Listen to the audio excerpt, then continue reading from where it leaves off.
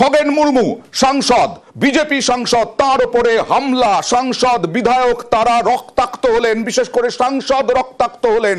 খগেন মুর্মুকে এমন মারা হলো যে রক্তাক্ত হলেন। আর শঙ্কর ঘোষ বিধায়ক, তাকে জুতো মারা হলো। প্লাবিত এলাকায় রক্তাক্ত বিজেপি সাংসদ, নাগরাকাটায় রক্তাক্ত বিজেপি সাংসদ খগেন মুর্মু, আক্রান্ত বিজেপি বিধায়ক শঙ্কর ঘোষ। নাগরাকাটার বামনডাঙ্গায় আক্রান্ত দুই বিজেপি নেতা। শঙ্কর ঘোষের গাড়ি ভাঙচুর, শঙ্কর ঘোষকে জুতো দিয়ে মার। এই মুহূর্তের বড় খবর। কিভাবে লাগলো?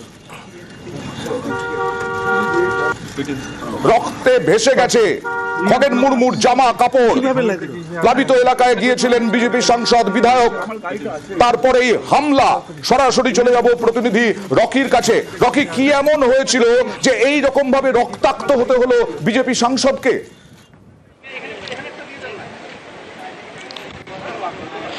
তোমাকে বলে রাখতে চাইবো যে বন্যা কবলিত এলাকা বানাহাটের বামনডাঙ্গা, সেখানে কিন্তু জেলা প্রশাসন এবং পুলিশ প্রশাসন বেশ কয়েকদিন ধরেই কিন্তু উদ্ধার কাজ চালাচ্ছেন এবং তাদেরকে কিন্তু ত্রাণের ব্যবস্থা করছেন এবং যারা দুর্গত সেখানে ফেসেছিলেন তাদেরকে উদ্ধারের কাজও করছিলেন। কিন্তু আজ সকালবেলা যখন বিজেপির বিধায়ক এবং অন্যান্যরা সেখানে পৌঁছান, সেখানে পৌঁছে কিন্তু সাধারণ মানুষের সঙ্গে কথা বলার চেষ্টা করেন। সেই সময় কিন্তু এক এক করে মানুষের সঙ্গে কথা বলার সময় কিন্তু মানুষের গলায় কিন্তু সুর চড়তে থাকে, কারণ তাদের বেদনা মধ্যে বুকের মধ্যে চাপা ছিল, কারণ তারা সর্বহারা, তাদের ভিটে মাটি সব হারিয়ে গেছে।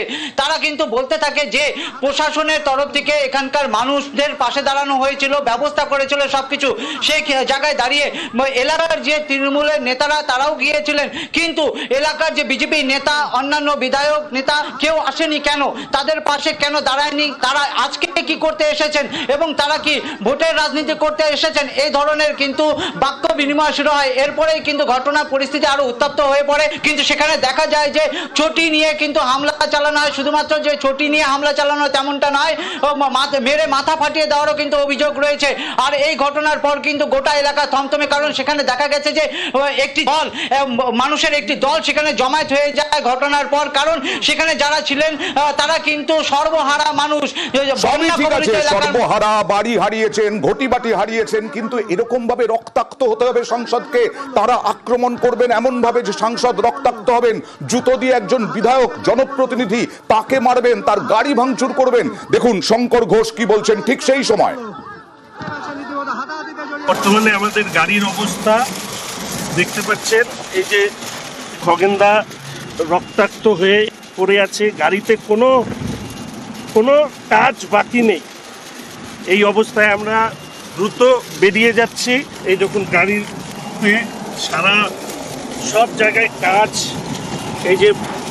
এই দেখুন পাথর, এই যে পাথর, এই সব লাঠি, এই যে চশমা, সমস্ত কিছু এই অবস্থায় আছে। যে সময় এই হামলা চলছে শঙ্কর ঘোষ এবং খগেন মুর্মুর ওপরে, রক্তাক্ত হলেন খগেন মুর্মু, স্লোগান কি চলছিল দেখুন।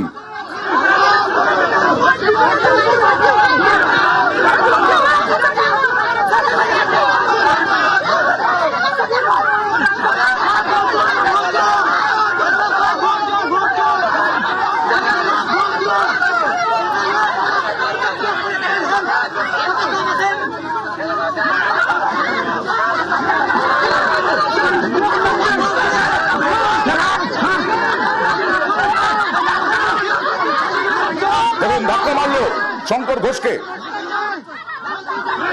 শঙ্কর ঘোষ বোঝানোর চেষ্টা করলেন, থামানোর চেষ্টা করলেন, কিন্তু তারপরেও জনতা থামলো না। একেবারে জুতো দিয়ে মার, আর খগেন মুর্মুকে রক্তাক্ত করা হলো। আরো একবার চলে যাব প্রতিনিধি রকির কাছে। রকি, আবার বলছি যে আজকে তৃণমূল বলছে যে জনরোষ নাকি, কিন্তু জনরোষ এমন কেন হবে যে নিয়ন্ত্রণ থাকবে না তার উপরে, যে এইরকম ভাবে সাংসদ রক্তাক্ত হবেন?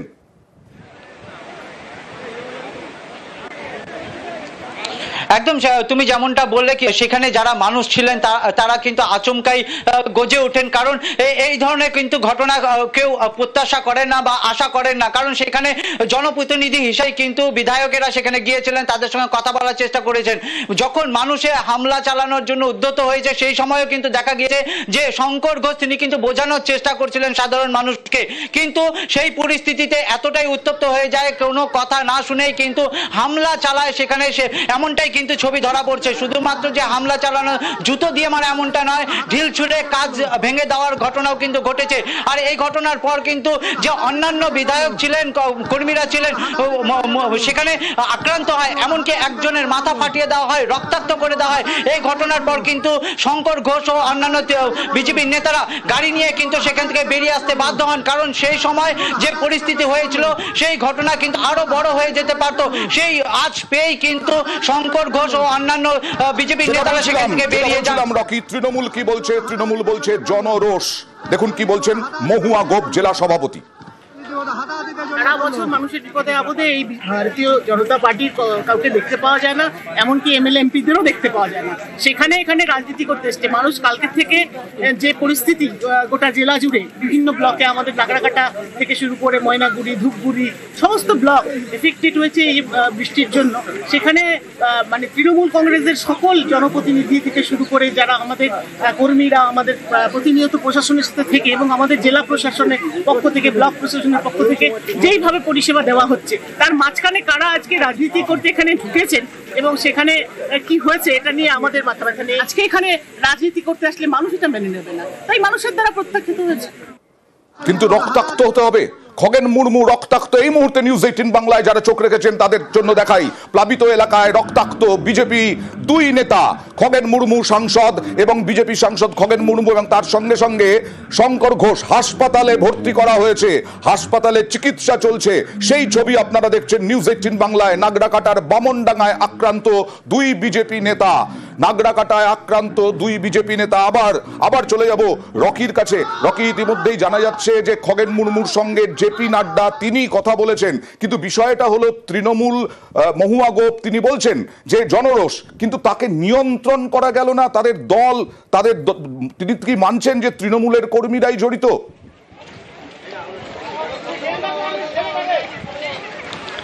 দেখো, এই ঘটনার পর কিন্তু রাজনৈতিক তরজা শুরু হয়েছে, কারণ বিজেপির তরফ থেকে কিন্তু অভিযোগ করা হচ্ছে যে এটা গোটা ঘটনা ঘটানো হয়েছে তৃণমূলের তরফ থেকে কিন্তু ঘটিয়েছে।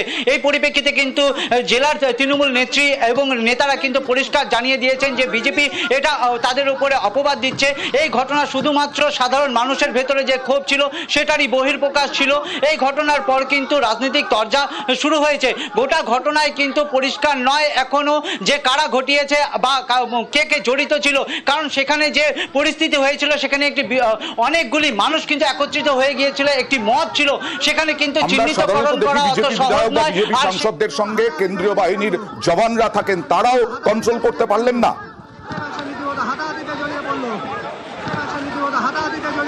দেখো, সেখানে যে পরিমাণে সাধারণ মানুষ উত্তপ্ত হয়ে পড়েছিলেন, সেই সময় কিন্তু কেন্দ্রীয় বাহিনী যারা থাকেন তারা কিন্তু তাদের তুলনায় অনেকটাই কম। এই কারণেই কিন্তু তারা প্রোটেক্ট করতে পারেনি, এমনটাই কিন্তু প্রত্যক্ষদর্শীদের দাবি। কারণ সেখানে যে পরিস্থিতি হয়েছিল, যত মানুষ ছিল তাদেরকে নিয়ন্ত্রণ করা কেন্দ্রীয় বাহিনীর পক্ষে সম্ভব ছিল না। অয়ন, একেবারে উত্তেজনা চরম পর্যায়ে পৌঁছেছিল, আর শঙ্কর ঘোষও বোঝানোর চেষ্টা করেছিলেন, কিন্তু সেই সময় আক্রমণ, হামলা, শঙ্কর ঘোষকে জুতো দিয়ে মার, আর ওদিকে খগেন মুর্মু রক্তাক্ত।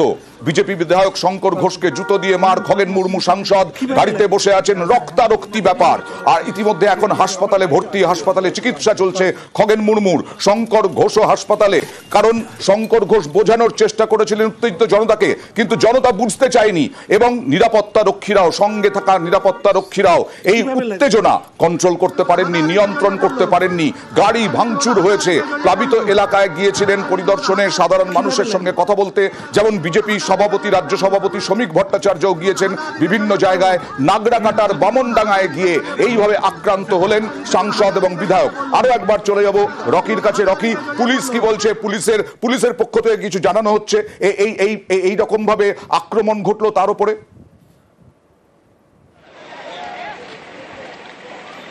দেখো, পুলিশ প্রশাসনের তরফ থেকে কিন্তু কোনো রকম এখনো প্রতিক্রিয়া পাওয়া যায়নি। এই ঘটনার পর কিন্তু জেলা পুলিশ সেখানে বিশাল পুলিশ বাহিনী মোতায়েন করেছে এবং গোটা ঘটনার তদন্ত শুরু করেছে। এই ঘটনার সঙ্গে কারা জড়িত ছিল তা শনাক্ত করার চেষ্টা করছে।